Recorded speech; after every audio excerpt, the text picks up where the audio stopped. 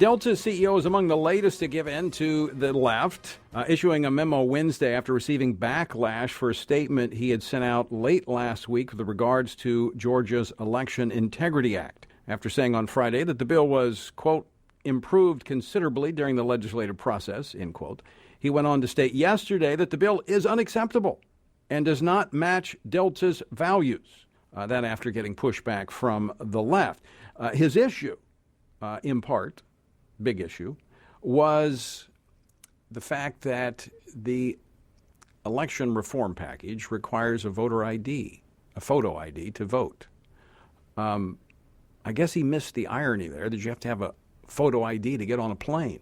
In fact, let me just run down this list very quickly of things that you have to have an ID for in order to acquire: alcohol, cigarettes, opening a bank account, applying for food stamps, applying for welfare, applying for Medicaid or Social Security, applying for unemployment or a job, or to rent, buy a house, apply for a mortgage, drive by, rent a car, get on an airplane. I mentioned that one. Get married, purchase a gun, adopt a pet, rent a hotel room, apply for a hunting license, apply for a fishing license, buy a cell phone, visit a casino, pick up a prescription, hold a rally or protest, blood donations, buy an M-rated video game, purchase nail polish at CVS, and certain cold medicines, I should say, but not to vote?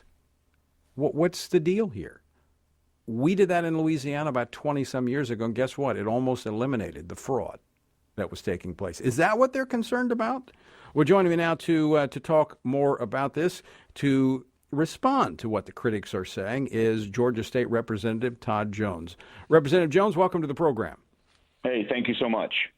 So Delta, which, by the way, most people don't know this, but it was originally in Louisiana, in Monroe, Louisiana, up until a few years ago. They had their annual board meetings there, but you're welcome to have them there in Atlanta, because it seems like with the same finger they're pointing at you guys for trying to clean up elections there, it's the same hand that they come for handouts. And apparently some of your colleagues not taking too kindly to that. No, not at all. And you are right. They were founded in Louisiana for crop dusting, and now they're one of our largest employers. But we're a little befuddled by some of the positions that they've taken, given the fact that this election integrity law, we think, covers a significant amount of the challenges that we've seen over the last few years. And so, actually, the House today voted to eliminate the subsidies that Delta gets from the state, did they not? Yeah, as a matter of fact, it was really about changing the sunset on that law. That was a law that was put into place, and then the House voted to place a sunset on that.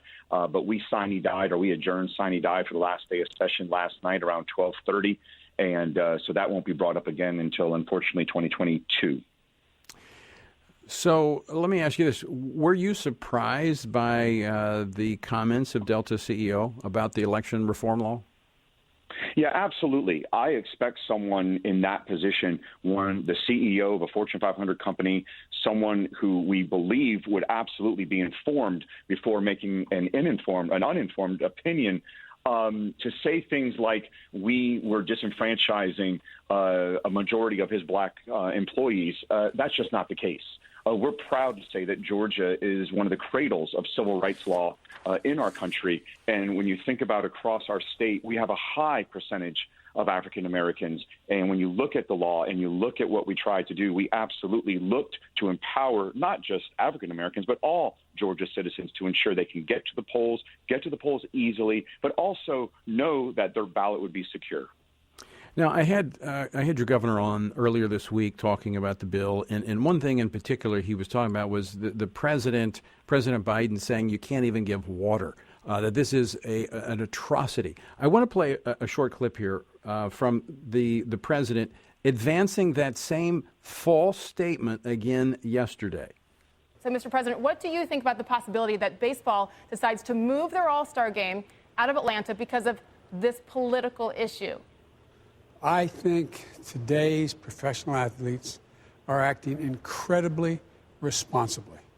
I would strongly support them doing that. People look to them. They're leaders. Look at what's happened with the NBA as well. Look at what's happened across the board. The very people who are victimized the most are the people who are the leaders in these various sports. And it's just not right. This is Jim Crow on steroids, what they're doing in Georgia and 40 other states. What is it all about?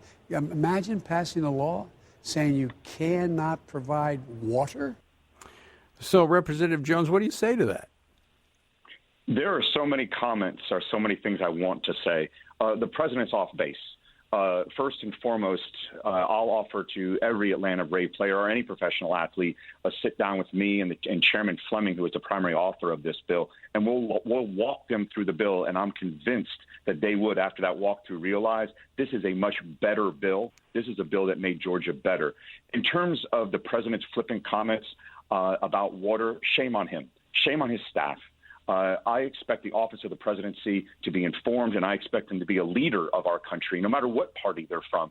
The idea that we would strip your ability to have water in line, your ability to get water in line, is just a pure fallacy, and it's built on the fact that folks just want a false narrative to provide, and unfortunately the president of the United States has basically been lured into it. And when you think of something that I can't think of few activities that are more important as a citizen. It's more important than buying cigarettes. It's more important than buying alcohol, certainly to me.